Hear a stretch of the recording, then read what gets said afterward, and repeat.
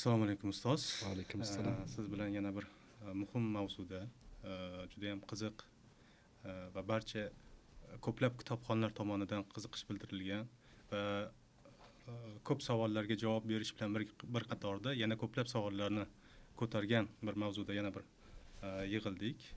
Bu ham bo'lsa Muqaddima Ibn Xoldunning Muqaddima kitobi haqida.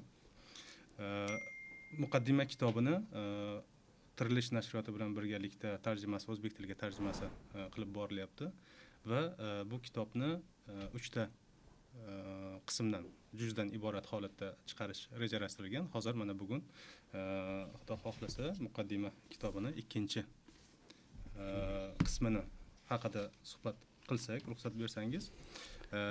Suhbatga kirishdan avval qisqacha bir kitob haqida aytib o'tsam ki, kitob bilan ko'pchiligimiz tanish va ba'zilar Muqaddima kitobining nima haqida ekanligini o'qib turib ham tushunganlar bor va tushunmaganlar bor. Buni tabiiy tushunishimiz kerak. Sababi kitobning to'liq qismi chiqmagan va muallif nima demoqchi ekanligini so'zi yarimda qolgan. Ya'ni birinchi qismni o'zida deyishimiz mumkin. Umuman olganda ikkinchi qismni so'z boshida ham shu narsani aytib o'tdikki, ya'ni bu kitobning ilmiy doiralardagi ahamiyati bugungi kunda kamida doktorlik dissertatsiyasi va undan ham muhimroq, undan ham chuqurroq ma'nodagi bir kitob, ilmiy asar deb ayta olamiz. Sababi har qanday ilm sohasiga va ilmiy doiralarda bir yangilik qilgan inson o'z fikrini, doim nazariyalarini ilgari suradi. Ya'ni biror bir ilmiy kashfiyot qilindi yoki ilm fanda yangilik qilindi deyilganda, biror bir ijtimoiy sohada bo'ladimi, tabiiy fanlardami, aniq fanlardami qandaydir qonuniyatlarni kashf qilgan bo'lish kerak. Va ana shu qonuniyatlar ilm hisoblanadi, ilmning kashfiyoti hisoblanadi. Va muqaddima ham inson tabiatini, inson zotini rivojlanishi, bugungi kunga kelishini sivilizatsiya deb baholab va sivilizatsiyada insonlarning asabiya o'sha jamoaviy birdamlik dedik, deb tarjima qildik, ning o'rnini tushuntirib bergan. Va bu Muqaddima kitobi orqali mana shu nazariyani ilgari surgan bo'lib, aslida o'sha Muqaddima Ibratlar deb boshlangan kitobini birinchi qismi, kirish qismi hisoblanadi. Va bugungi kunga qadar o'zbek kitobxonlariga bu kirish qismini, Muqaddimani faqatgina bir qismini taqdim etgan edik. Unda Ibn Xoldun asosan ya'ni kitobni yozishdan maqsadi, undagi ma'lumotlarni qanday yig'ganligi, to'g'ri, sahih, ishonchli xabarlarni yolg'on xabarlardan qanday ajratganligi va umuman tarixga bunday yolg'on xabarlar qanday kirib qolganligi, nima maqsaddan kirib qolganligidan boshlab turib, keyin fikrini isbotlash uchun, fikrini o'zini g'oyasini ilgari surish uchun kitobxonlarni o'z fikrini to'liqroq tushunish uchun keng mavzudan boshlagan. Ya'ni insoniyatning tarixidan, tabiatdan, geografik ma'lumotlardan va boshqa ma'lumotlardan boshlab sekin asta davlatchilik va sivilizatsiya mavzulariga o'tishni boshlagan.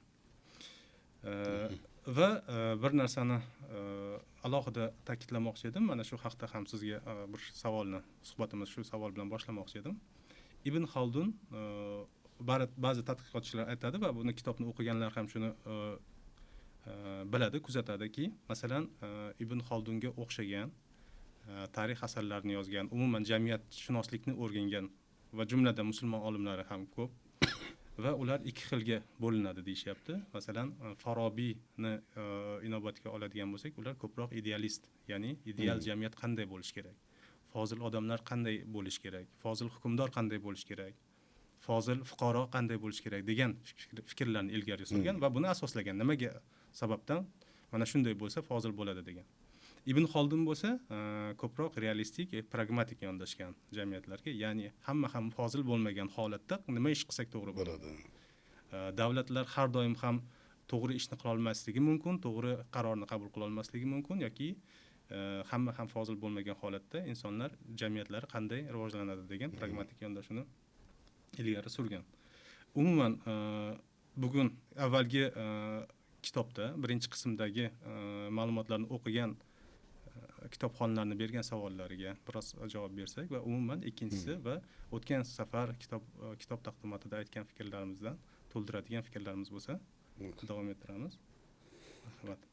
Inshaalloh bu suhbatimiz foydali bo'lsin. O'zi muqaddimani ikkinchisini, birinchisini tahririda ham o'zingiz asosan bosh bo'ldingiz, ikkinchisini deyarli tarjimasida ham o'zingiz bosh bo'ldingiz. Sizda ma'lumotlar yangi shakllanib turadi. Muqaddimani boshqa nazariyalardan ko'ra, ya'ni foydalik taraflari hayotiyligida, yuqorida aytganingizdek, bor vaziyatda qanday rivojlanish mumkin? Har bir hodisani, har bir borliqni o'ziga xos kon xazina ekanligini, qaysidir qimmatroq, qaysidir arzonroq ekanligini ko'rsatib berishligi muqaddimani eng katta yutug'i hisoblanadi. Masalan, deylik, ideologiya asosida davlat quraman deganlarida e'tiqod birinchi turadi, vahiy asos hisoblanadi va boshqaruv shunaqangi ideologiya asosida bo'lishi kerak deydi. Hamma ideologiyaga bo'ysunmaydi. Natijada o'rtada ziddiyat, tortishuvlar, jamiyatdan ko'zlangan samara chiqmaydi. Chunki ideologiyani qabul qilmaganlar radikal qarashga og'ib ketishga majbur bo'ladi va natijada o'rtada katta nizo paydo bo'ladi. Ya'ni Ibn Xaldun taklif qilayotgan o'sha asabiyya, o'zini lug'ati bo'yicha asabiyya, lekin bugungi kunni zamonaviy tili bilan tarjima qilsak, qonun asosida jamiyat bo'lib yashash birgalikda, shu qonun o'rtamizda turadi, shuni atrofida birlashamiz. Huquqlarimizga teng masofadan qonun muomala qiladi. Ana shuni taklif qilar ekan, shu radikal tushunchalarni, ideologiya g'oyalarini kirgizishga harakat qiladiganlarni, o'zini siyosiy maqsadini amalga oshiradiganlarni yo'lini yopib tashlaydi. Masalan, davlatchilik qonun asosida bo'lsa, xalq o'zi qonunga bo'ysunadi. Va xalqni o'zini gapi bor. Xalqning aksariyati iqtidorga tobe bo'ladi. Unga ergashadi, iqtidorga ergashadi. Ergashishlik xususiyati bor. Endi kimdir isyon qilmoqchi bo'lsa, kimdir shu jamiyatdan ajrab boshqa fikrni oldinga sursa, xalqni o'zini to'xtatadi. San deydi, bizga deydi, bu hozirgi bo'layotgan yutuqlarimizga zarar berasan deb xalqni o'zi to'xtatadi. Ya'ni Ibn Xaldunni bu muqaddimadagi taklifi radikal qarashlarni ham bo'ynini uzadi. Endi Payg'ambar alayhissalotu vassalom hadislarni keltirgan. Bir joyda aytadiki, o'sha dastlab Payg'ambar alayhissalom xilofoi roshidinlar davrini xilofolik bo'ladi, keyin mulk bo'ladi degan davlatchilikka asoslangan hodisani aytib, keyin oxirida Imom Mahdi haqidagi fikrlarni gapirganda islomning boshlang'ich davri davlatchilikni to'la tamsil qila olmaydi deydi. Chunki u joyda ijtihodlar bor, sahobalarni yangi hodisalarga qanday munosabat qilish masalasida to'xtab qolgan joylari bor. Qur'onda yo'q, hadisda yo'q. Nima qilamiz? Ijmo masalasi yuzaga chiqib, bu masalani yechimiga uringanlar bor. Keyinchalik Umaviylar davri davlatchilikni shakllantirdi. Butun dunyoda boshqa dinda bo'lsin, o'zini tabalari deydi, ya'ni qo'l ostida davlatda yashayotgan boshqa e'tiqoddagi odamlarga qanday munosabatda bo'lishini qonuniylashtirish va davlatchilik asoslarini ular fundamentini qurdi. Va Ibn Xaldun aytadiki, bu jamiyat, ya'ni mana shu qonun asosida yashashlik jamiyati fuqarolik jamiyati. Hozir demokratiya deyapti, biroz ajnabiy tilda.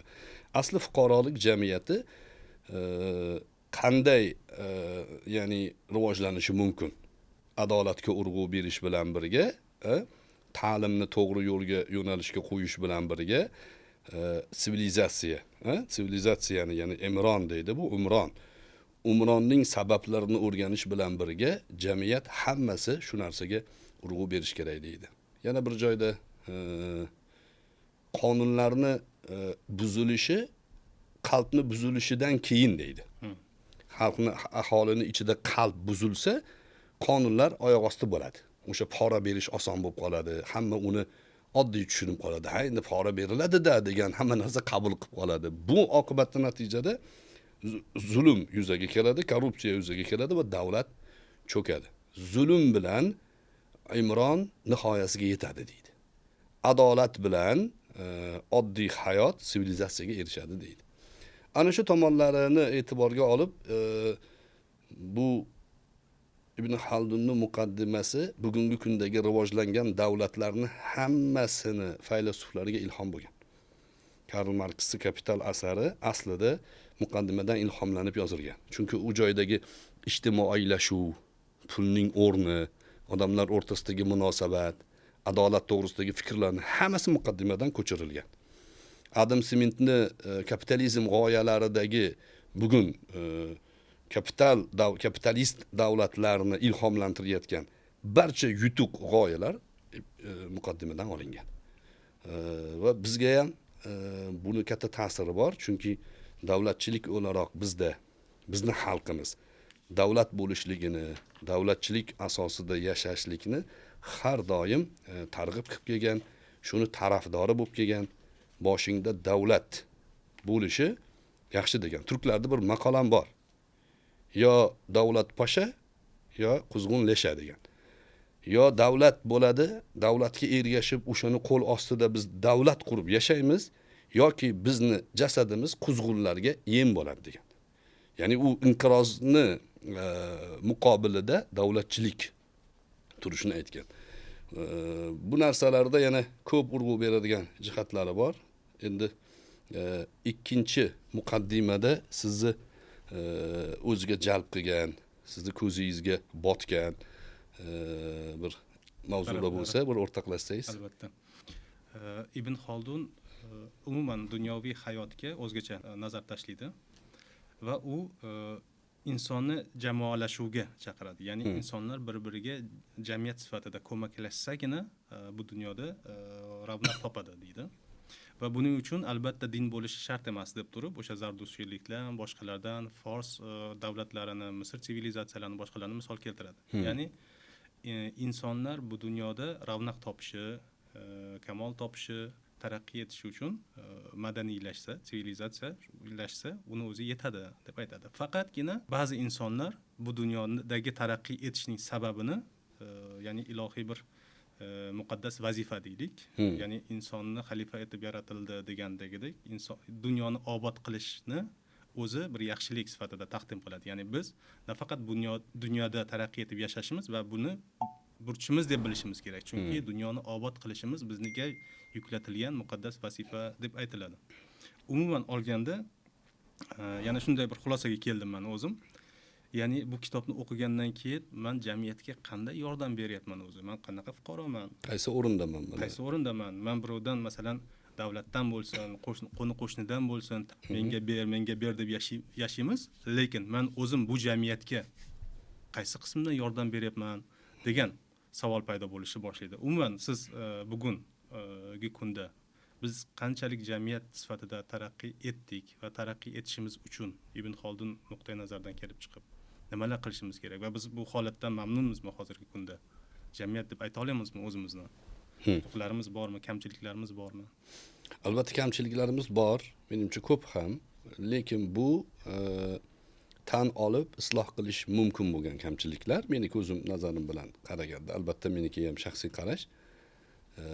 Lekin tashlalayotgan qadamlar, ya'ni jur'atkor qadamlar, butun dunyoni ko'z o'ngidamiz. Mustaqil bo'lganimizdan mana hozir bir avlod yetishib shakllangan davrga keldik. Ikkinchi avlod endi shu to'g'ri yo'nalishda ta'limni davom ettirsa, uchinchi avlod katta bir kuchli davlatga asos sola oladigan, kadrlarni yetishtira oladi degan taxminlarim bor. Endi e'tibor berish kerak bo'lgan narsa ta'lim. Chunki Ibn Xaldun ta'lim nazariyasini qattiq tanqid qilgan. Shu darajada tanqid qilganki, o'sha davrida, zamonasida davlatlarning rivojlanmasligini sabablardan biri aytganki, "Iza dakhalal fiqh fi duval inqata'a umruhu" degan. Ya'ni formalizm deydimi? Faqat harfma harf yodlatilgan, tushunilmagan mavzular odamlarni ichiga kirsa, davlatning umri to'xtaydi degan. Bundan ta'limda tanqid qilgan taraflardan bittasi bolalarga qiyin asarlarni yodlatish. Va aytganki, bola degan qiyin matnlarni yodlasa, birinchidan u zehn ko'tara olmaydi. Ikkinchidan ilmga nisbatan nafrat paydo bo'lib qoladi. Zerikish paydo bo'ladi. Ilmdan zerikkan boladan samara chiqmaydi deydi. Ikkinchisi deydi, xohlagan joydan o'qitish. Bu ham noto'g'ri. Nimaga desa, tadrijiy bo'lish kerak. Shay'an fa shay'an, qalilan fa qalilan degan. Ozma-oz tartib bilan. Osondan qiyinga qarab yurish. Mana shu ham tizim. Buni biz olib tatbiq qilishimiz kerak. Hozir prezident maktablarida yoki xususiy maktablarda balki urg'u berilyapti. Davlat maktablariga ham shuni qo'yish kerak. Bo'lmasa oyga birinchi chiqqan odam Artur Grigoryan deb yuraveramiz. Bolalarimizni bu narsadan, ya'ni qutqara olmaymiz. Tarix uni o'sha ta'limga bo'lgan urg'usida tarix hodisalarning ketma-ketligidan iborat emas degan. Tarix uni tushunishdan iborat degan. Uni tushunib, qayerda xato qilindi, nimaga inqirozga ketdi, qayerda to'g'ri yo'lni tanlandi, nimaga yutuqqa erishildi. Oz o'qisin, kitobni hammasini o'qish shart emas. O'qisin, tushunib o'qisin degan. Tahlil qila olsin. Tahlil qila olsin, falsafiy qara olsin. Falsafiy yondasha olsin. Sivilizatsiyaning asosi davlatning kuchi qurol emas degan. Davlatning kuchi kitob degan. Ta'limga urg'u bermaguncha hech bitta joyda biz yutuqqa erisha olmaymiz. Meni xulosalarimdan bittasi shu. Davlatchilik o'laroq ta'limga bizda yaxshi urg'u berilyapti, lekin bu ham kam. O'qituvchilarimizni men bir paytlar unda sal dollar kursi balandroq edi shekilli. $1000 oylikqa berish kerak har bir o'qituvchiga degan edim. Keyin o'sha o'zi siyosat shunga qarab ketyapti ekan. Yangi iqtidor, yangi hukumat o'qituvchilarga yaxshi urg'u berdi. Endi hozirgi kunda $10,000 ga chiqarishimiz kerak. O'qituvchilarni daxlsizligini ta'minlashimiz kerak. O'quvchilar o'qitishni o'rgayapti, misol uchun. Bu ya'ni o'qituvchini biz vijdon deb nomlasak, millatning vijdoni desak, millatning vijdonini himoya qilish kerak. Agar himoya qilinmasa, oyoq osti bo'lsa, millat oyoq osti bo'ladi. Undan tashqari o'sha ta'lim yo'nalishidagi og'ir bir xil mavzudagi kitoblarni takror o'qitilaverish. Bu ham zarar beradi degan. Bu ta'limning ham oqibati xalqning zehnini charchatib qo'yadi degan. Zararli, mazarrat degan. Mana shu ma'noda nimaga urg'u berishimiz kerak deganda har doim men o'ylab, fikrlab, aynan Ibn Xaldunni muqaddimasidagi urg'uni ta'lim deb o'ylayman. Ta'lim bo'lsa, ajoyib bir anaqalar bor. Bunda kitobning ikkinchi muqaddimani o'qiganlar, birinchisida biroz mujmal bo'lgan, biroz tushunish qiyin bo'lgan narsalarni ikkinchisida tushunib oladi. Ravon tushunib ketadi. Lug'atga e'tibor berishiga, bir nuqtasiga aytaman. Kitobni o'qiganda men bunda ham ko'zim tushdi. Kotiblarni kitob qiladiganlarni devon deb nomlagan. Devon so'zi qayerdan kelib chiqqan desa, Fors imperiyasida Kisro o'sha hisob kitob qiladigan odamlarni uzoqdan qarab tursa, ular hisob kitob qilib o'zi bilan o'zi gaplashib o'tirar ekanda. Mental arifmetika. Keyin qarab u devonalar derkan. Forschasiga jinnilar deganida. Devonalar degan. Ana shu devona degandagi oxiridagi a olib tashlab devon bo'lib qolgan. Qiziqligi arab tilida devon kalimasi tadvin, davvana, yudavvinu, mudavvin kabi so'zlar arablashib ketgan. Devonga ishlatilgan. Tagini ko'rsangiz fors tilidan kirgan. Ibn Xaldunning kuchliligi lug'atda ham topyapti qayerdan kelayotganini va bu ta'limga nisbatan ya'ni qattiq urg'u berish kerakligini ko'rsatyapti. Ibn Xaldunni ta'limga oid kitobi bobi 3-chi qismda chiqadi. Va o'shanda men ham bir narsaga e'tibor berdim, boyaga aytgan fikringizni qo'llab-quvvatlash maqsadida. Ya'ni juda ko'pchilik bugungi kunda bilim olishni yodlash deb biladi. Juda ko'p madrasalarda, markazlarda, ya'ni o'quv, ta'lim markazlarida, ilmiy markazlarda talabalar bilimlarni yodlashga harakat qilishadi, lekin bilimlar yodlash bilan emas, balki savol-javob bilan, bahs-munozara bilan, tahlil bilan rivojlanadi deb aytishyapti. Va men o'zimni yo'nalishimdan kelib chiqib bir narsaga e'tibor qaratdim mana shu tarjima jarayonida. Haqiqatdan ham hattoki Ibn Xaldun tarix faniga ham va jamiyatshunoslik faniga ham, siyosatga ham yodlash nuqtai nazaridan emas, balki tahlil, fikr yuritish nuqtai nazaridan e'tibor qaratgan va Ibn Xaldunning metodologiyasini bugun dunyoda masalan Cambridge ta'lim markazi qo'llayapti deb ayta olaman. Buni kitobda ham ko'rsatib o'tdim. Ya'ni masalan Cambridge tashkiloti xuddi IELTSga o'xshagan o'rta ta'lim darajasini baholovchi bir standarti bor. GCSE deyiladi, ya'ni o'rta ta'limni baholash umumiy sertifikati deyiladi, attestati deyiladi. O'shanda tarix fanini qanday tekshirar ekan, tarix fanini qanday o'qitar ekan, kitoblarini o'qib chiqdim va uni qanday tekshirar ekan deyilganda aynan Ibn Xaldunni metodologiyasini qo'llashyapti. Ya'ni biror bir savolni berishadi. Savol davomida mana shu voqeani qanday tushunasan? Uni kelib chiqishiga nima deb sabab berasan? Seningcha qanday? Seningcha qanday? Va yo'l qo'yilgan amalga oshirilgan ish deylik, masalan, biror bir urushning boshlanishi, sulhning tuzilishi yoki biror bir qarorning qabul qilishi seningcha to'g'rimidi? Boshqacha usullar bormidi? Degan bir yondashuvni qilishyapti birinchisi. Ikkinchi usuli ikkita matnni beradi, ikkita manbani beradi va bularni tahlil qilgan. Qaysi biri to'g'ri, qaysi biri noto'g'ri degan. Aynan Ibn Xaldunni metodologiyasini ko'rdim bunda va biz ham, ya'ni biror bir fanni o'rganayotganda, ayniqsa maktablarda Ibn Xaldunni metodologiyasini joriy qilishimiz kerak. Tarixni o'rganganda faqatgina sanalardan iborat emas, balki insonlarni fikrlashga undaydigan qilib o'qitishimiz kerak degan bir fikrga keldim. Keyin yana bir savol meni qiziqtirdi. Bu haqda ham sizning fikringiz juda muhim. Ya'ni Ibn Xaldunning birinchi o'rinda mulkka nisbatan munosabati. Mulk deganda ikkita narsani tushunamiz. Birinchisi hokimiyat va ikkinchisi mol-mulk. Va Ibn Xaldun bir narsani o'rtaga tashlaydi. Birinchi o'rinda mulkni hokimiyat sifatida mavzuga olib, bu narsa tabiiy ekanligini ko'rsatib beradi. Ikkinchisi mol-mulkni to'plash va mol-mulkka ega bo'lish.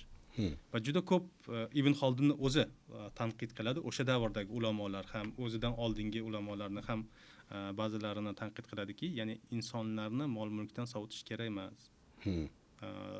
Dunyoda mol-mulk to'plash bu to'g'ri narsa. Faqat uni noto'g'ri sarflash, tasarrufini inobatga olish kerak. Afsuski deb aytadi, juda ko'p diniy ulamolar insonlarni mol-mulkdan sovutadi deb turib, keyin o'zini fikrlarini bildiradi, nima sababdan mol-mulkka ega bo'lish kerakligini va hattoki juda ko'p sahobalarni ham qanchalik, ya'ni bugungi kunda Elon Muskdan ham boy sifat bo'la olgan o'z davrida. Masalan, qaysidir sahobani kunlik tushumi 10,000 dinor. 10,000 dinorni oltinda hisoblasak qancha? 20 dinor nisob. 20 dinor $3,000. Kunlik tushumi shunchalik bo'lganligini ham aytadi va Zayd ibn Sobitni mol-mulki uni vafotidan keyin tillalari shunchalik ko'p bo'lganki, hattoki bolta bilan urib, meros bo'lganda bolta bilan urib ayirib olishgan degan miqdorda.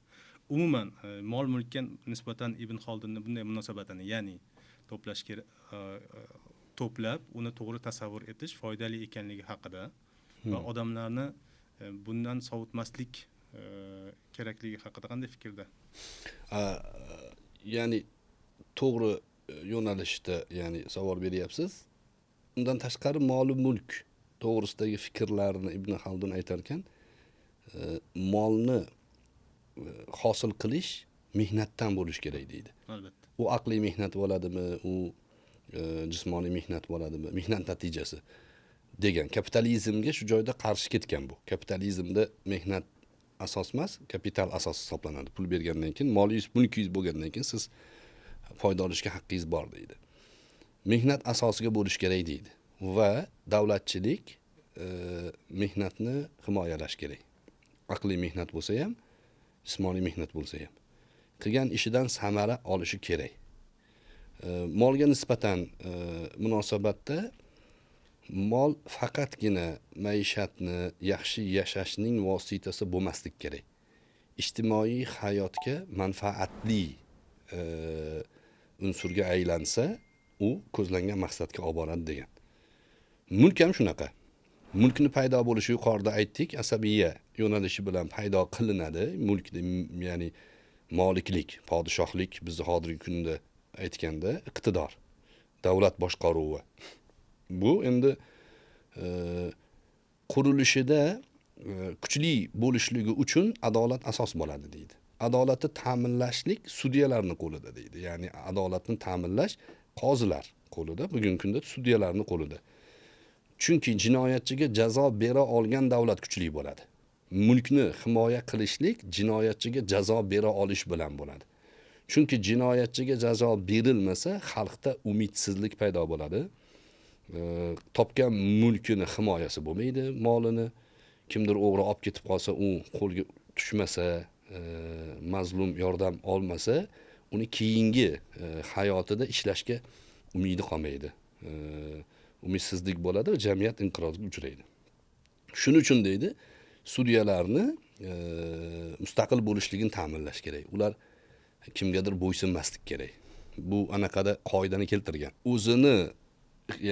O'zini qo'l ostidagi iqtidori da amirdan ko'ra ma'mur ustun turadi degan.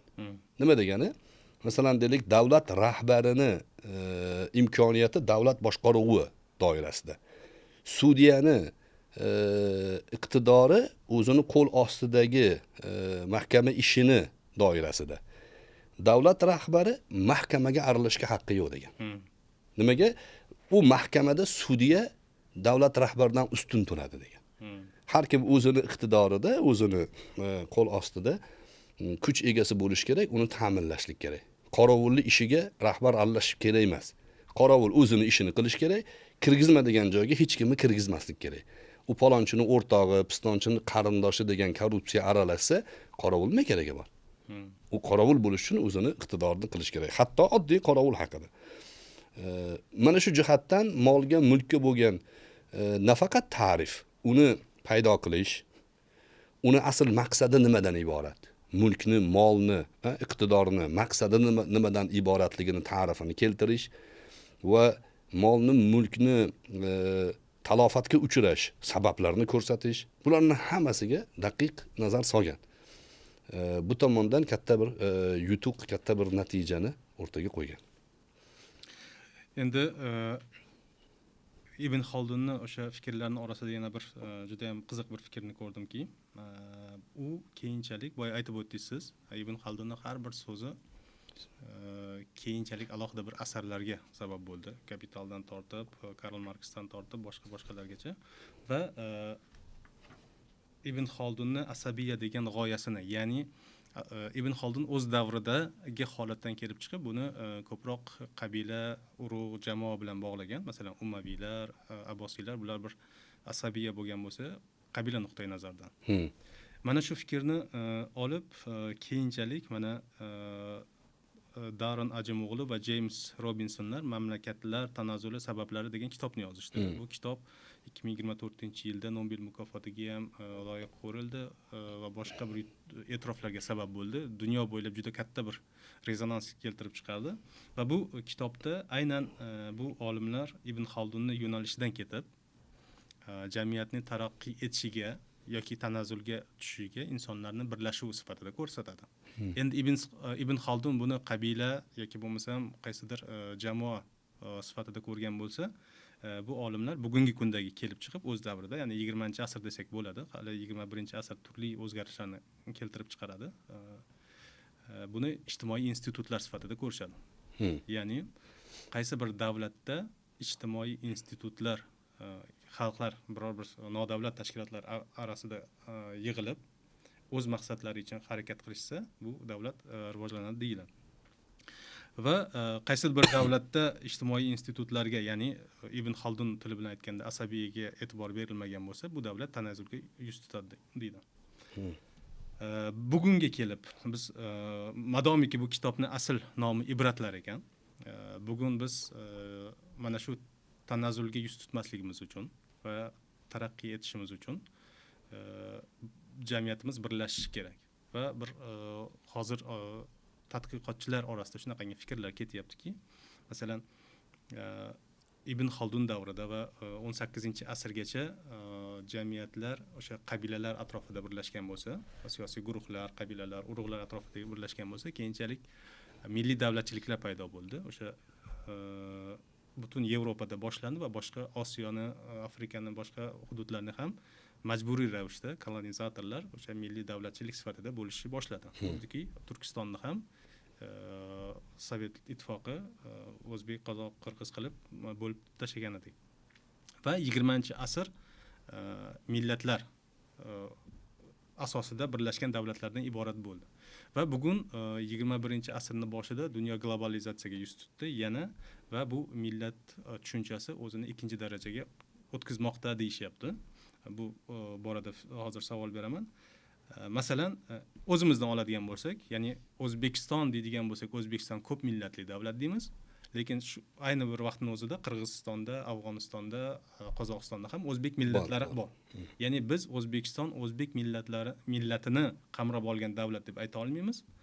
Shu bilan birga faqatgina o'zbeklardan iborat deb ayta olmaymiz. Ya'ni o'zbekchilikni o'zi davlatni asosi emasga o'xshab qolyapti hozir. Va butun dunyoda shu narsa sodir bo'lyapti. Endi qanday narsa jamiyatni shakllantiradigan omil bo'lyapti deyilganda, olimlar endi qadriyatlarni aytishni boshlayapti. Ya'ni qadriyatlar, tafakkur, hayot yo'li. Bu liberalist bo'ladi, bu demokrat bo'ladi. Bu qandaydir o'sha o'ng deymiz yoki muhofazakor jamiyatlar deyiladi. Biz bugun madomiki o'sha barcha faylasuflarni, olimlarning fikridan oladigan bo'lsak, jamiyat bo'lmagan xalq birlashmagan xalq taraqqiy eta olmas ekan, bir-biriga yordam bera olmas ekan, bu taraqqiy etmaydi. Shunday holatda biz qanday bir jamoa bo'lamiz? Qanday bir jamoa bo'lsak to'g'ri bo'ladi? 21-asrda biz millat atrofida birlashamizmi? Qadriyat atrofida birlashamizmi? Yoki Ibn Xoldinga o'xshagan urug' atrofida birlashamizmi? Umuman bashorat sifatida ham yoki bir xohish sifatida ham javobimiz muhim. Biz endi asabiya deganda bugun nimani tushunamiz? Ibn Xoldin qabilalarni tushungan bo'lsa, o'z davridan kelib chiqib, mana Ajamoğlu bilan Robinson ijtimoiy institutlar nazarda tutgan bo'lsa, hozircha. Bu yuqorida bir narsani aytdingiz, ko'p kitoblar, mana Nobel mukofotiga taklif qilingan kitoblar shu Ibn Xoldinning muqaddimasidan ilhomlanib aytgan. Amerika konstitutsiyasini ilhom beruvchisi John Locke. Bu ham Ibn Xoldindan ta'sirlangan deb o'ylayman men. Uni ham falsafiy qarashlarida shu narsalar bor. Endi jamiyatlarni nima bilan bog'lab turish mumkin desa, bitta narsani o'zi kifoya qilmaydi. Yuqorida aytganimdek, faqat masalan diniy aqida bilan bo'lsa, bu ideologik davlat bo'lib qoladi. Diniy aqidasi bo'lmagan odamlarga zulm bo'lish ehtimoli bor. Bunaqa jamiyatlarda qonun asos bo'lishligi va qonunni ta'minlanishligi. Qonun, masalan, dunyoviylik qonuni dindorga ham, dinsizga ham bir xil masofada tura bilishligi. Shu jamiyatning kuchli bo'lishligini ta'minlaydi. Chunki tamomila ideologiya bilan yashaydigan odamlardan iborat emas. Masalan, bizning mamlakatimiz faqat o'zbeklardan iborat emas. Faqat o'zbekchilik qadriyatlarini oldinga sursak, bizning mamlakatda yashayotgan boshqa millat vakillari o'zini ikkinchi sinf sifatida qabul qilib qolishi, his qilishi mumkin. Bu ularga nisbatan adolatsizlikka sabab bo'ladi. Yana bizni hozirgi O'zbekiston chegaramizdan tashqarida ham 20 millionga yaqin o'zbek bor. Taxminan deylik, misol uchun. 50 million, 60 millionga yaqin yer yuzida o'zbek bor. U qadriyatlarni o'zi bilan uni jamlash imkonsiz. Lekin bu degani qadriyatlarni tark qilish kerak degani emas. Qadriyatlar har bir millatning qadriyati hurmat qilinishini qonun ta'minlash kerak. Bugungi kundagi eng hozirgi kunda real ko'z bilan qaraganda bizga xayoliy bo'lgan fikrlarni emas, masalan, Imom Mahdiy kelganda hamma narsani hal qiladi degan fikr emas. Bizga u kerak emas u. Imom Mahdiy kelsa ham kim xizmat qilayotgan bo'lsa, u o'sha najot topadi. Kim xizmat qilmayotgan bo'lsa, u baribir halok bo'lib ketaveradi. Bizga bugungi kunda real hodisa bilan qaraganimizda qonunchilik asosiga birlashgan davlatlar kuchayadi. Va qonun ustuvor bo'lishi kerak. Davlat tashkil qilishda, zimmasida, mas'uliyatida iqtidor toifa iqtidor qo'lida bo'lgan, u xoh mahalla raisi bo'lsin, xoh u shahar hokimi bo'lsin, xoh davlat rahbari bo'lsin, bular qonunni ta'minlab berishga majbur. Agar davlatni kuchli bo'lishni xohlasa, agar qonun ustuvorligini ta'minlab bera olmasa, unda o'sha mahalliychilik, har xil korrupsiya aralashi, har xil hashamatga urg'u berish, bir toifada mezon tarozi bosib ketib, ikkinchi tomon yengil bo'lib qolishligi, natijada o'rtada tafriqa va isyon fikrlari uyg'onish ehtimoli katta bo'ladi. Agar qonun ta'minlansa, qonun ta'minlanib, hatto eng bizga e'tiborli odamni ham jinoyat qilsa, jazo bera olsa davlat, u kuchli bo'lishlikka ya'ni haqli bo'ladi. Qiziq bir hodisa bor, o'zi Stalin ateist bo'lgan, misol uchun. Lekin Stalin o'ta temir davlat qurgan. Stalinni zulm asosida endi uni butun tarix la'natlab o'tadi, lekin davlatchilikda kuchli davlat qurgan. Nemislar bilan bo'lgan jangda o'g'li asirga tushadi. Keyin shu o'g'lingizni beramiz, falon generalga almashamiz deganda, ofitserni generalga almashtirmayman degan. Misol uchun, ya'ni qonunni ustuvor ekanligini ta'minlay olish davlatning kuchli ekanligiga sabab bo'ladi, kuchayishiga sabab bo'ladi. Endi yana shu joyda ta'limga qaytadi. Nimaga desa, qonunni ta'minlash, ya'ni ijrosini ta'minlash, ustuvorligini ta'minlash mutaxassislarning qo'lida. O'zi sohani o'qimagan, o'rganmagan bo'lsa, vaziyatga qarab qaysi tomon yaxshi ko'rinsa shunga ham bosib ketaveradi. Bu inqirozga sabab bo'ladi. Ta'limdagi urg'u beriladigan narsalardan yana bittasi o'sha farzandlarimizni jamiyatga foydasi tegishligi g'oyasida o'qitish. Ibn Xaldun majburiy ta'limni yoqlamaydi. Majburiy, ya'ni urib, so'kib ta'lim berishligini yoqlamaydi. U mehribon bo'lib, ota farzandiga qaraganni singari muallim ta'lim oluvchiga, tarbiya beruvchisiga shunaqa mehribon bo'lish kerak. Ta'lim olayotgan o'quvchi ustozini o'rnak olib katta bo'lish kerak. Ta'limda tafakkur birinchi o'rinda turadi deydi. Yuqoridan urg'u berib kelyapmiz. Ya'ni ota bola sifatida, do'st sifatida ustoz bilan shogird o'rtasida aloqa o'rnatilsa, tafakkurga eshik ochiladi. Agar majburiy bo'lsa, hurmat talab bo'lsa, bosim ustida bo'lsa, o'quvchi tafakkurdan bekilib qoladi. O'sha ma'noda davlatning kuchli bo'lishligini ham urg'usi ta'limda yotadi. Ta'lim agar kuchli sifatda berilsa, bu Germaniya jamiyati 45-yilda mag'lub bo'lgan. Mag'lub bo'lib, parokanda bo'lgan. 17 yilda oyoqqa turib, butun dunyoga mol eksport qilishni boshlagan. 17 yil. Sifatli mol dunyoda o'zini nomini ayta olgan. Yaponiyaga atom bombasi tushgan. Atom tushgandan keyin 20 yil atrofida yana oyoqqa turib, butun dunyoga eng sifatli mahsulotni eksport qila olyapti. Nimaga desa, bularda ta'lim to'g'ri yo'lga qo'yilgan. Illoki ta'lim deyishgan. Ta'limdan boshqa yo'l yo'q deyishgan. Biz ham inshaalloh kech qolmadik. Bizga ham hozir 30 yildan o'tdi. Lekin islohotlarga taxminan endi 7-8 yil bo'ldi-da. Islohotlar boshlanganiga. Biroz boshida yopiq bo'lib turildi, endi ochildi. Demak, yana bir 10 yilda yaxshi natijaga erishishimiz kerak, agar ta'limni to'g'ri yo'nalishda davom ettirsak. Rahmat ustoz. O'sha qonuniylik nuqtai nazaridagi fikringizga ozgina qo'shimcha qilaman. Ibn Xaldun ham zotan madaniyat haqida so'z borganida, umron deganliganda, madaniyat deyilganda bu shaharlashuv bo'ladimi? Madaniy insonlar tartib, qonun, qoidalar va tartiblar asosida yashaydigan insonlardir degan fikrni ilgari suradi. Ya'ni ko'chmanchilarni yovvoyilikka yaqin deydi. Lekin shaharlarga kelganda, ya'ni sivilizatsiya qayerda bo'lsa, bu insonlar demakki tartiblar asosida yashayotgan bo'ladi deydi. shu nuqtai nazardan ayta olamiz. Bugungi kunda bizda ham qandaydir mahalliychilik bo'ladi, masalan shaharlikman, viloyatdan kelgansan, qishloqdan kelgansan degan.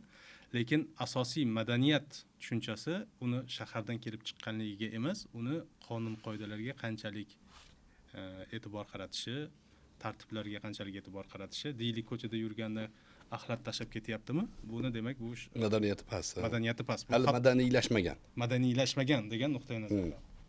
Yana bitta muhim mavzuga kelmoqchiman. Bu juda ham ko'p savollarga ham sabab bo'ldi, mulohazalarga ham sabab bo'ldi. Umuman olganda Ibn Xaldunni juda ko'p fikrlari zamonlar osha keyinchalik tasdig'ini topgan fikrlar hisoblanadi. Masalan, Ibn Xaldun insonlar avval ko'chmanchi bo'lgandir degan fikrni aytadi. Ya'ni jamoalar ko'chib yashashgan, keyinchalik o'troqlashgan, keyinchalik davlat bo'lgan. Bu bugungi kunda tarixda o'qitiladigan holat shu. Ya'ni insonlar avval ko'chmanchi, ovchi, termacha bo'lib yashagan, keyinchalik qishloqlar qurilgan va shaharlar qurilgan. Va shunga o'xshash yana bir fikrni ilgari suradi Ibn Xaldun. Ya'ni ko'pchilik buni Ibn Xaldun evolyutsiya nazariyasini ilgari surgan deb aytmoqda. Va mana shu narsaga fikringiz qanday? Umuman Ibn Xaldun, endi kitobda arab tilida yozilgan kitobida, endi bizda kitobning birinchi qismida nubuvvat bilan taalluqli bo'lgani uchun va umuman ijtimoiy siyosiy masalalarga taalluqli bo'lmagani uchun u qismni tashlab qoldirib ketdik. Asosiy maqsad tarixdan ibrat olish bo'lgani uchun tushlar va shunga o'xshagan masalalarni qoldirib ketdik. Umuman Ibn Xaldun haqiqatdan ham evolyutsiya nazariyasini ilgari surganmi birinchilardan bo'lib? Bu haqida fikringiz nimadan iborat? Yaxshi o'rnida savol berdingiz. Avvalam birinchi muqaddimani tarjimasida aynan evolyutsiyaga aloqador jumlani tashlab ketishibdi degan biroz mulohazali fikrlarni aytishdi. Aslida Ibn Xaldunni evolyutsiya nazariyasi to'g'risida bu Darwin aytayotgan, Lamarck aytayotgan gaplarga mutlaqo aloqasi yo'q. Bu jamiyatdagi mavjud borliqni, mavjudotlarni, sinflarini ta'rifida aytilgan gap. Misol uchun jamodat bor, nabotot bor, hayvonot bor, insoniyat olami bor. Insoniyat hayvonotga kiradi. Faqat bu oliy ong bilan. Bularning o'rtasidagi mutanosiblikni deydi Ibn Xaldun. Mutanosiblik birining quvvati tugajigan joyda ikkinchisi boshlanadi deydi. Shu quvvat kalimasi bor. Quvvat kalimasini qaysidir manbada qirada deb yozib ketilgan. Qirada. Masalan, Ibn Xaldun aytadiki, insondagi bor xususiyatlarning hammasi boshqa mavjudotlarda fardiy bor deydi. Alohida ajralib turadi. Masalan, otdagi farosat, otning farosati insonda bor. Bitta insonda jamlangan. Filni quvvati insonda bor. Ya'ni fildagi kuchni aql kuchi bilan biz filni boshqara olamiz-da. U bizda bor. Qushdagi uchish xususiyatini biz mana allaqachon samolyotda uchish bilan isbotlayapmiz. Qush uchgan narsani biz ham ucha olyapmiz. Insonda bu ham bor degan. Bular hammasi bir-biriga mutanosiblig'i degan. O'zi bu yaratilish nazariyasini isbotlaydi degan. O'z-o'zidan bo'lishi mumkin emas bu aslida.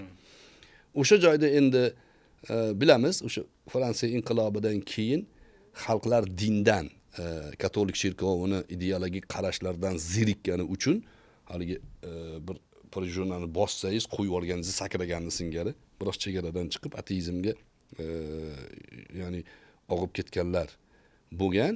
Bular o'zlarini ateizm tushunchalarini, evolyutsion nazariyaga o'xshagan isbotlanmagan teoriyalarini Ibn Xaldun ham gapirgan degan gap bilan obro'dan foydalanib gapirishga harakat qilishadi. Aslida unday emas. Aslida e'tibor bersangiz, aynan ana shu hodisalarni, ya'ni ta'rifini aytganda, jamodat, tosh, jism olamidan, minerallar, nabotot olamini o'ziga xos xususiyatlari, ularni jamiyatda hayot borligiga mutanosiblig'i, keyin hayvonot olami, ular bilan bo'ladigan muomalat. Masalan, insonning jismi shakli maymunda bor degan. Shuni ana maymundan bo'lgan deb tarjima qilishyapti-da, ya'ni Yevropada ba'zi nusxalarda. Asli unaqa emas. Bu jism shakli o'laroq aslida bu yaratilishga isbot. Maymun ham odamga o'xshagan shaklda, inson ham maymunga o'xshagan shaklda. Lekin maymunni oldiga o'sha avvalgi suhbatda aytganimizdek, banan bilan $100 pul qo'ysangiz, bananni oladi u. Hech qachon unga o'rgata olmaysiz $100 olib borib do'kondan banan sotib olishligini. U baribir ongsiz bo'ladi, chiqaveradi. Unga ko'p tajribani o'rgatishingiz mumkin, uni instinkt asosida, ilhom sifatida oladi ozgina. Lekin u o'shani ongli ravishda qilmaydi. Avvalgi suhbatda aytdik, asalarini necha ming yildan beri bir xil ish qilib kelyapti. O'zgargani yo'q ular. Kelinglar degani baland bino quraylik deyotgani yo'q. Yangi bir yo'nalish qilaylik, boshqa modda ishlataylik deyotgani yo'q. Endi guldan emas, boshqa joydan olaylik deyotgani yo'q. Bir xil. Ulardagi ongli shaklda boshqaruv yo'q ularda. Ularda tabiatan yaratilishlik qonuniyatiga bo'ysunadi. Boshqa iloji yo'q ularda. Insonda o'sha xususiyatlarning hammasi bor va oliy ong bor. Aytilgan jumlaning oqibatini tushunadi. Buni natijasi nimaga olib boradi, uni biladi. Gapirganda to'tiga o'xshab yodlagan narsani gapirmaydi. Ongli ravishda jumla tuzadi. Bu yer yuzida mavjud borliqni eng afzali, eng kuchligi ekanligini ko'rsatadi. Agar evolyutsion nazariya Ibn Haldun ham tasdiqlagan, bu to'g'ri deydigan odamlar bo'lsa, ular endi aslida ilmiy bahsga yaramaydi, aksariyatini ko'ryapmiz. O'qimagan ham ular o'zlari. Oraliq mavjudot bo'lish kerak edi. Oraliq. Qanaqa mavjudot? Masalan, maymundan keyin odam bosqichi paydo bo'lgan bo'lsa, maymun bilan odam o'rtasida yarim maymun, yarim odam, inson oramizda bo'lish kerak edi. Yoki inson toifasidan ko'ra sal yuqoriroq, yana nimadir mavjudot bo'lish kerak edi. 8 milliard odamning ichida kimdir alohida chiqish kerak edi. Inson toifasi bir xil xususiyatlari hammasi insonga o'rnatilgan. Qiziqligi inson tuyg'ularini, masalan, islomda ham shunaqa. Inson tuyg'ularini taqiqlagan hech bitta taqiq yo'q. Qiziqligini qarang. Sizni tuyg'ularingizni taqiqlamaydi. Nimaga desa, chunki tuyg'u sizda yaratilgani uchun uni ishlatishga majbursiz. Nima taklif qilinadi desa, tuyg'ularni to'g'ri boshqarishni, to'g'riga yo'naltirish. G'azab qiladigan o'rin bor, o'sha joyda g'azab qilish kerak. Sevgi bor, sevish kerak o'sha joyda. Yig'lash bor, dunyodagi hamma bir xil yig'laydi. Bir xil narsadan ta'sirlanadi. Ya'ni mavzulari bir xil. Dunyoning hammasida muhabbat bor. Dunyoning hamma joyida nafrat bor, g'azab bor, bir-biriga hasad bor. Bu tuyg'ularni to'g'ri yo'naltirish, hatto hasadni ham to'g'ri yo'naltirish mumkin. Kimga hasad qilasiz? Jamiyatdagi foydali odamga hasad qilasiz. Havas ma'nosida. Qaniydi menda ham shu ish bo'lsa edi, men ham shu ishni qilsam edi degan ma'noda. Bu nazariyalarni yaxshilab o'rgansangiz, Ibn Haldun ancha baland. Ya'ni ilmiy asosga yondashib aytgan. U kuzatish masalalarida ham Darwinni 1 milliontasidan ustun turadi. Darwin endi qarindoshlari mendan xafa bo'lmasin, alkash bo'lgan. Nima qilganini bilmay yurgan odam bo'lgan. O'zi anu Gerbalayev deydimi? Shunaqa narsalarni yig'ib yurgan odam bo'lgan. O'zini shaxsiy yon daftarchasida yozgan narsalarini ilmiy asosda ishlabdi. Bu menimcha ko'pchilik biladi, majburiy bir davlatni manqurtlashtirish uchun tiqishtirilgan ideologiya bo'lgan. Ilmiy asosi yo'q. Endi o'shani tarafdorlari Ibn Haldun ham shundan bo'lgan deyapti. Yo'q, Ibn Haldunni yaxshilab o'qilsa, Ibn Haldun shu mavzulardan keyinoq nubuvatni boshlagan. Ya'ni bu yaratilish o'z-o'zidan bo'lishi mumkin emas. Ilohiy mavjudot, ya'ni Farobiy aytgani singari vojibul vujud, borligi majburiy bo'lgan zot tomonidan yaratilganiga ishora qilib ketgan. Rahmat ustoz. Haqiqatan ham umuman olganda, ya'ni inson bir fikriga dalil qidiradigan bo'lsa, hamma narsaga yopishib ko'radi, ya'ni xasga ham yopishib ko'radi. Qutulmoqchi bo'lgan inson, suvdan qutulmoqchi bo'lgan inson deyiladi-ku. Va shu evolyutsiya masalasida o'qiganimda, yana qo'shimcha ma'lumot sifatida aytib o'tsam, Ibn Haldundan 100 yil avval yashagan ulug' ulamo deymiz, ham olim, mutafakkir Nasriddin Tusiy ham 1200-yillarda yashagan, o'zini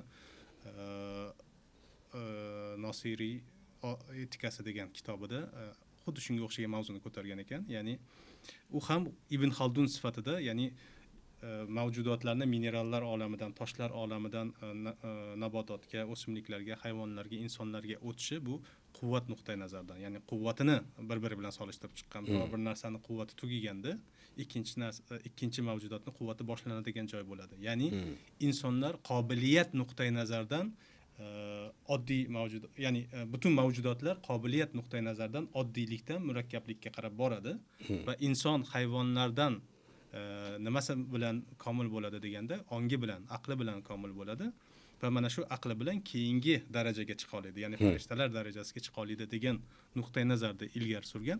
Endi buni ko'pchilik, ya'ni o'ziga bir dalil qidirish, dalillash, isbotlash maqsadida evolyutsiya ham deb atashadi. Qiziqcha bitta qo'shimcha qo'shib ketayin. Masalan, tarix fani to'g'risida falsafiy yondashganligi uchun Ibn Xaldunni bugun gaplashyapmiz. Butun dunyoda Ibn Xaldun jamiyatlarning rivoji uchun eng katta boylikni tashlab ketganini tan olyapmiz. Endi inson paydo bo'lishi, jamoadot, mavjudotlar, hayvonot olami, ularni tuzilishi, inson a'zolarida nima funksiyalar bor, nima xususiyatlar bor. Buni ham o'rganish falsafiy qarashdan bo'lsa, hozir ham ochiq turibdi. Bugungi kundagi tibbiyotni eng rivojlangan jamiyatlarda boring, tibbiyot qayerda rivojlangan desa, asli tagida o'sha inson olamini, mavjudot, hayvonot olami bilan qayerda uyg'unligi bor. Shuni o'rganish oqibatida bo'lgan. Boshlanishi mana Abu Bakr Roziylar, Ibn Sinolar, Kindiga o'xshagan zotlar, bu Haysam kabi ulamolar, bularning hammasini shu mavzulardagi falsafiy qarashlarining natijasi samara bergan. Bugun shu yo'qoldi-da bizda. Mana hozir insonni pochkasi. Ya'ni biz uni plastikdan yasamaymiz. Iloji yo'q narsa. Shuni boshqa hayvonni shunga o'rnatish mumkinmi? O'rganish. Ibn Sinoni Al-Qonun fi Tib asarida Tashrihul A'zo degan bob bor. Tashrihul A'zo, a'zolarning sharhi. Qosh nima funksiya bajaradi, ko'z nima funksiya, burunda nechta funksiya bor? Masalan, qoshni o'zida kamida 10 ga yaqin funksiyani bajargan. Ko'zni ta'riflaganda aytganki, ko'z degan balandlikka chiqsang uzoqroqni ko'radi degan. Sharhlashni qarang. Soddaligini qarang. Pastda bo'lsang degan, yerda bo'lsang yaqinroqni ko'rasan. Balandroqqa chiqsang uzoqroqni ko'rasan deganda buni natijasini aytgan. Bu degan ko'zni uzoqni ko'rishligi ko'z quvvatiga bog'liq emas degan. Yerni yumaloqligiga bog'liq degan. Yer yumaloq bo'lsa balandroq chiqsiz uzoqroqni ko'rasiz-da. Agar tekis bo'lganda baland chiqsangiz ham bir xil ko'rardingiz. Bu yumaloqligiga ishora qilib ketgan. Mana shunga o'xshagan falsafiy qarashlarga maydon ochiq. Biz muqaddimani tarjimasidan ko'zlagan maqsadimiz ham shu. Bizni bu suhbatimizni eshitayotgan do'stlarimiz ichida tibbiyotga qiziqqanlar bor. Bular mana shu asarlarni o'qib, ilhomlanib, bizni xalqimizga kuchli tabiblarni, doktorlarni yetishtirishi, o'zlari shu ishni qilishlari kerak. Albatta. Fikringizga Ibn Xaldunning o'zi bir fikrni aytadi, sizni fikringizni qo'llab-quvvatlab. Insonlar boya aytdingiz-ku, ya'ni evolyutsiya bo'lganda insonlarning o'zi farqlangan bo'lardi. Qaysidir insonning qobiliyati har xil bo'ladi, boshqaniki har xil bo'ladi. Ibn Xaldun xuddi shu fikrga qarshi chiqadi. Odatda 1900-yillarda 19-asrning oxiri, 20-asrning boshlarida ilm-fan olamida endi Yevropa ilmga uyg'ongan paytlarida har xil va katta buyuk kashfiyotlar bo'ldi. Yer yuzidagi turli joylarga yetib borishdi yevropaliklar. O'sha Papua Gvineyadan tortib, masalan, Janubiy Amerikagacha yetib bordi. Har xil irqlarni ko'rishdi va ularda yevropaliklarda bir fikr paydo bo'lgandi. Ana shu fikrga Ibn Xaldun 600 yil avval raddiya bergan. Aytib o'taman, ya'ni yevropaliklarda bugungi kunga qadar shunaqangi bir fikr borki, bizning madaniyatimiz, bizning irqimiz boshqa irqlardan ustun.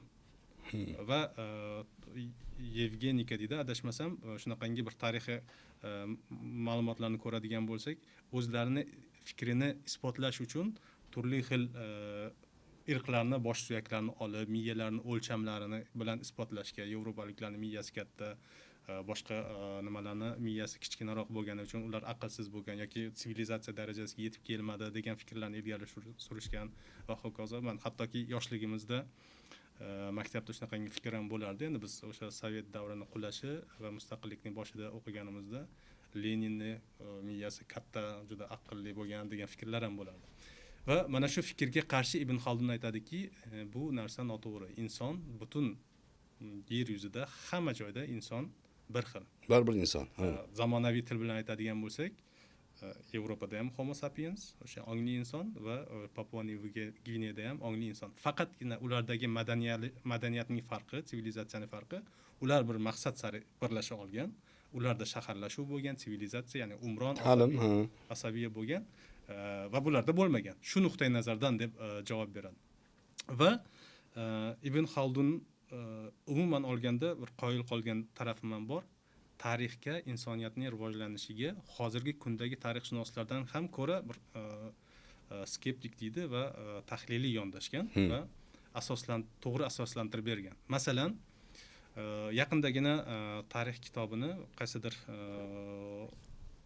zarurat nuqtaidan olib qoldim. 5-sinf tarix kitoblarida biz bolalarimizga hozir tarixni o'rgatyapmiz, insoniyatning tarixini o'rgatyapmiz. Qanday? Inson juda ojiz mavjudot bo'lgan. Avval ko'cha-ko'ylarda yashab yurgan hayvonlarga o'xshab qabila bo'lgan. Undan insondan oldin million yil davomida biror marta osmondan nima tushmagan, chaqmoq chiqmagan. Birdaniga keyin osmondan chaqmoq tushib, inson olovni kashf qilgan. Xuddiki undan 1 million oldin chaqmoq tushmagandek. Olovni kashf qilgan o'z-o'zidan, keyin million yil davomida yashagan, sal kallasi ishlaganidan keyin uy qurishni boshlagan va hokazo deb ketyapti. Ya'ni bu o'sha boyagiga o'xshab evolyutsiya nazariyasini isbotlash uchun qandaydir hikoyalarni o'ylab topishga harakat qilinyapti. Fundament qurishyapti. Ibn Xaldun aytadiki, inson zoti bo'libdiki, birinchi qilgan kasbi bu duradgorlik bo'lgan deyapti. Ya'ni uy qurish. Va o'sha fikrni aytayaptiki, uy qurish handasaga, geometriyaga, trigonometriya, og'irlik kuchi, binolarning tomini yopish, uchburchak qilish darajasi va hokazo. Bu ilmni talab qilinadi. Ya'ni insonni uyi, hattoki qushchi uyida ham bu geometriya borda. Ya'ni inson evolyutsiya sifatida rivojlanmagan. Inson sifatida keldimi olamga uy qurishni boshladi birinchi va uyi o'sha ilm talab qiladigan geometriyani talab qildi deb aytadi. Va mana shu fikri ham Ibn Xaldunni bugun zamonlar osha isbotini topib kelyapti. Qiziq joy shu yerda, men ham ba'zi narsaga shuni urg'u berib o'tkim keladi. Inson zoti evolyutsion nazariya asosida bo'lsa, tarixdagi insonlardan har sohada biz kuchli bo'lishimiz kerak. Lekin afsuski bugun Ibn Sino yo'q. Buxoriylar yo'q. Ularni manoqiblaridagi xususiyatlar hozir insonlarda yo'q. Nimaga? Bugun ham bo'lishi mumkinmi? Ibn Sino o'qigan muhit bugun bolalarimizga yaratib berilsa chiqadi Ibn Sino. Inson hamma joyda bir xil.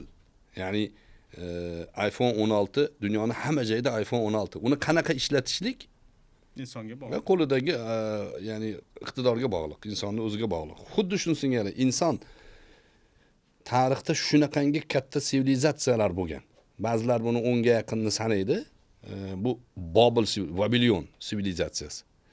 Osma bog'lar qurgan. Osma bog'lar. Bugun endi biz etajli domlarida balkonga basseyn chiqarib qilyapmiz, bu hozirgi kunda ko'ryapganimiz. Ular boshqa xususiyat bilan qilgan bu ishlarni. Osma bog'lar. Misr piramidalari. Bitta toshni bugungi kundagi birorta anaqa ko'tara olmaydi. Texnika bilan ko'tara olmaydi. Odamlar shuni qo'lda qurganmi? Ilm bo'lmasa qana olib chiqadi uni? Albatta. Bu ilm bilan bo'lgan. Demak, ular erishgan yutuqlarga biz hali yetib kelmaganmiz ba'zilariga. Xuddi shunday. Ular topgan ba'zi xususiyatlar bor. Men o'sha ba'zi anaqalar Rozetta toshi bor. Misrda kashf qilingan. Yozuvlarni kashf qilingan. Bu Misr ehromlaridagi shkalalarni aslida harf ekanligi, ular yozuv ekanligini Rozetta toshidan keyin topishdi. Bu Napoleon Bonaparte Misrga borgan paytida bu narsani topishgan va bu toshni kashf qilishgan. Juda ko'p narsalar ma'lum bo'lyaptiki, tarixda insonlar juda ko'p sohada bizdan ustun bo'lgan. Hozir endi texnika taraqqiyot, IT yo'nalishi, atomni kashf qilinishi, boshqa narsalar natijasida bugun inson rivojlandi, falon nuqtaga yetib keldi. Yo'q. Rivojlanish har davrda bo'lishi mumkin. Inqiroz har davrda bo'lishi mumkin. Jadidlar bizni o'zbek xalqimizni, Turkiston aholisini uyg'otish uchun jonini tikib faoliyat qilayotganda qanaqa saviyada bo'lgan odamlar. Oddiy yangi ta'limni qabul qilmasdan ularni chetlatilgan, kofirga chiqarilgan. Ba'zi jadidlar to'g'ri haddidan oshganlari ham bor. O'sha saviyadagi odamlar bo'lgan. Ya'ni bitta kitobni 20 yil o'qilgan. Sharhi mulla degan asar bor, Jomi yozgan. O'zining nabirasiga yozib bergan kitob. Buni bir marta o'qib turib, ya'ni uni o'zlashtirib samarali ishga o'tish kerak. Yo'q, shuni 20 yil o'qilgan. Hoshiyasigacha o'qilgan. O'qigan odamlar sharhi mullani falon betida falon narsa bor degan hayotga foydasi yo'q. Lekin bugun mana hozirgi kunda SSR paytida o'rgatilgan arifmetikadan boshqa uslubda o'rgatilyapti. Faqat karra yodlash bilan emas, boshqa usul, boshqa yo'nalishda arifmetikani osonlashtirish. Dunyo bo'yicha eng arifmetikada kuchli xalq hindlar deydi. Hindistonda hozir rivojlangan. Nima kelsa IT ham shu yerda rivojlangan. Demak, shundan kelib chiqamizki, inson zoti o'zini falon paytda kuchli bo'lganmiz, piston paytda qaloq bo'lganmiz deyishi bu vaqt isrofi bu. Har bir jamiyatda kuchli insonlar bo'lgan, sababi tarixdan ibrat oladigan bo'lsak, ta'limga urg'u bergan. O'sha davrda kuchli bo'lgan. Qaysi zamonda inqirozga yuz tutgan bo'lsa, ta'limga urg'u bermagan, Ibn Xaldun axloq cho'kkanligini ham aytadi. Axloq cho'kkan odamlar taraf deganda maishatga urg'u bergan, natijada inqirozga yuz tutgan. Ta'limli inson mana shu narsalardan o'zini saqlay oladi. Bu binolar haqida qiziq bir ma'lumot bor. Hozir ham juda ko'p muhokama qilinadigan mavzular. Ibn Xaldun o'sha bugungi kunda Misr piramidalarini hattoki qadimda qurilganligini inkor qiladiganlar ham bor. Buni qanaqadir g'ayri oddiy mavjudotlar qurganligi haqida fikr bildiradiganlar ham bor, kosmosdan kelib va hokazo. Va Ibn Xaldun o'z davrida, o'sha davrda 1300-yillarda aytadiki, fikringiz ya'ni qadimdan juda katta obidalarni ko'rib, o'sha davrda ham bo'lgan ekan, hattoki Ibn Xaldun davrida ham buni devlar qurgan degan fikrlardagi odamlar bor. Aslida unday emas. Ya'ni insonlar birlashsa, bundan va bundan ham katta narsalarni qura oladi deb fikrini bir qancha misollar bilan aytadi va o'z davrida qurilayotgan buyuk inshootlarni ko'rsatib, mana shu inshootlar ham hozir insonlar tomonidan qurilyapti deb aytadi. Va bu yana bitta fikrni hozir aytib o'tdingiz. Bu mavzuda ham Ibn Xaldun o'z fikrini bildirgan, ya'ni jamiyatning buzilishi, axloqning buzilishi. Sivilizatsiyalar qachondir qaysidir bir darajaga kelganidan keyin unda axloq buzilishi sabab bo'ladi deydi Ibn Xaldun va Ibn Xaldun har qanday sivilizatsiyani siz aytib o'tgandek umri bo'ladi. Ya'ni tug'ilishi bor, o'sishi bor, cho'kishi bor va albatta cho'kadi. Bu cho'kishiga sabab tabiiy jarayon, tabiiy jarayon bo'ladi va o'zgaradi. Undan keyin faqatgina deydi, masalan, odatda biror bir hokimiyatni yoki sivilizatsiyani umrini 120 yil deb belgilaymiz deydi. Umuman tarixshunoslar buni biladi. Har qanday davlat odatda 150-120 yil atrofida biror bir sulola hukmronlik bo'ladi va Ibn Xaldun aytadiki, ba'zi davlatlarni hozir cho'kmayotganligi seni ajablantirmasin, chunki qudratiga qarab ma'lum bir davrga yana kengayishi mumkin, uzayishi mumkin. Deylik, misol uchun bugun Amerikan tarixi 200 yil bo'lgan bo'lsa, nimaga cho'kmadi degan savol bo'ladigan bo'lsa, u yerda sivilizatsiyani nuqtai nazaridan odamlarni o'zaro birlashganligi, tartib tamoyillarni ishlashligi, iqtisodiyotning rivojlangan nuqtai nazaridan bu umri biroz uzoqlashishi mumkin, lekin albatta cho'kadi deb aytadi. Va mana shu cho'kishlarga birinchi sabablardan biri xulqning buzilishi deydi. Va qiziq jihati mana shu tarjima jarayonida bir narsaga ham duch keldim. Ibn Xaldun o'sha jamiyat qanchalik rivojlangan sari, odamlar qanchalik ko'paygani sari va u yerdagi sivilizatsiyalar ko'paygandan keyin insonlarning roli o'zgarishi boshlaydi. Insonlar hashamatga beriladi. To'qchilik bo'lgandan keyin o'zini insoniy majburiyatlarini, ijtimoiy majburiyatlarini unutishi boshlaydi va hamma hashamatga beriladi. Bizda hozir bo'lyapti masalan to'ylar, boshqa narsalar va jamiyat buzilishi boshlaydi. Bu axloqdan boshlanadi deydi. Va mana shu narsani isbotlash uchun bir tadqiqotga duch keldim. Bu ham qiziq ekan. Ya'ni 1968-yilda John Calhoun degan olim Amerikada kichik bir maskan yaratadi, laboratoriya yaratadi va laboratoriyada sichqonlarning yashashi uchun barcha kerakli sharoitni yaratadi. Ya'ni bir jannat, yerdagi jannat desak bo'ladi. Hech qanday mushukka o'xshagan boshqa nimalar yo'q, vahshiy hayvonlar yo'q, xavf yo'q, kasallikdan xoli, doim suv, yeb ichish, hamma narsa sharoitlari bor, uylar bor va hokazo. 4 ta sichqondan boshlaydi va 4 ta sichqon vaqt o'tishi bilan 2, 4, 6 va hokazo ko'payishni boshlaydi. Sekin-sekin mana shu maskanlarni bo'lishni boshlaydi, jamiyatlar qurishni boshlaydi. Avval erkak sichqonlar o'z hududlarini himoya qilishni boshlaydi. Katta hudud duch kelgan bo'ladi, ularga ajratilgan bo'ladi. Keyinchalik ko'payib bu hududlar torayib boshlagandan keyin, ya'ni aholi soni ko'payganidan keyin sichqonlar o'z vazifalarini unutishni boshlaydi dedi. Ya'ni erkaklar o'zini hududini himoya qila olmaydi, chunki aholi ko'p va hokazo va keyinchalik o'sha sichqonlar koloniyasida axloqiy buzilish sodir bo'ladi deydi. Ya'ni erkak sichqonlar o'z vazifasini bajarmaydi, ayollar erkaklardan ajrab ketadi, o'zimiz yashaymiz deb alohida chiqib ketadi. Erkaklarni o'zlarida qanaqadir o'sha jinsiy buzuqliklar sodir bo'ladi. Ya'ni o'ziga oro beradigan erkaklar dastlab paydo bo'ladi va hokazo deydi. Va ma'lum bir muddat o'tgandan keyin mana shu to'q sharoit bu sichqonlarga qiron kelishni boshlaydi. Ya'ni o'z-o'zidan ko'payishni to'xtaydi va sichqonlar sekin-sekin hammasi kasal bo'lib 4 yil deganda butun koloniya, rivojlangan koloniya 4 yil deganda cho'kadi. Va bu o'sha tadqiqotni olib borgan olim aytadiki, bu sichqonlar 2 marta o'ldi. Birinchi ma'naviy o'ldi, ikkinchisi haqiqiy o'limni yashadi, ya'ni o'limga duch bo'ldi, vafot etdi deb aytadi. Mana shu qiziq jihati, mana shu fikr, ya'ni mana shu tadqiqot Ibn Xaldun aytgan fikrni ham tasdiqlaydi. Ya'ni jamiyat qachonki axloqiy jihatdan buzilsa, ya'ni erkaklar o'zining erkaklik mas'uliyatini esdan chiqarsa, bu erkaklik mas'uliyati o'sha vatanni himoya qilishdan boshlab, uydagi, oiladagi rizq ro'z, turmushni boshqarishdan qilinadigan bo'lsa va ayollar o'zini mas'uliyatini buzilishni boshlasa, o'zaro jamiyatda birinchi parokandalik yuzaga keladi va keyinchalik bunday nimaga parokandalikka uchragan jamiyatlar, har qanday sivilizatsiyalar, demak umri oxiri kelibdi deyiladi.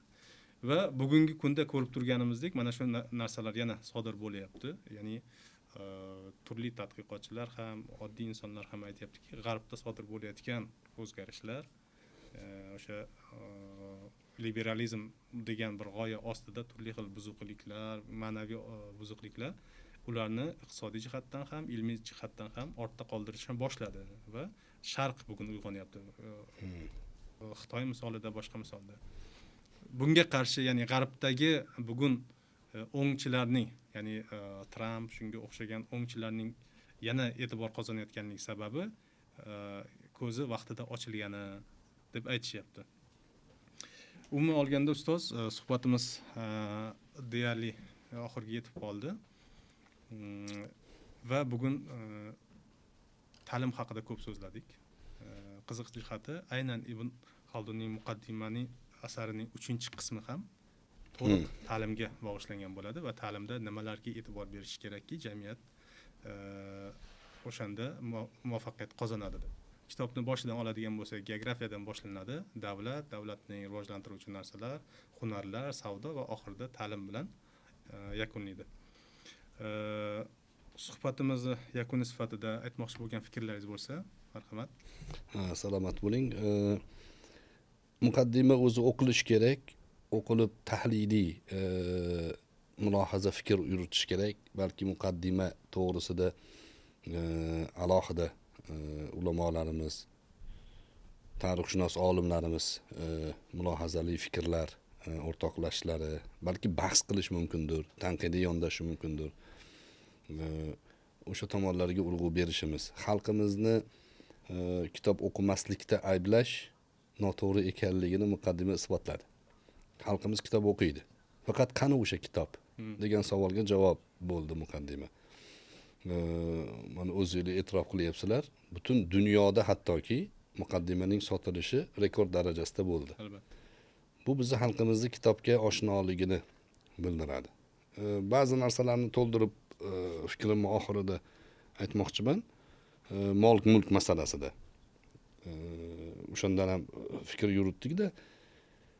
Mol-mulk masalasida Ibn Xaldun aytadiki, mol neydi? Mol ijtimoiy, ya'ni egalik deydi.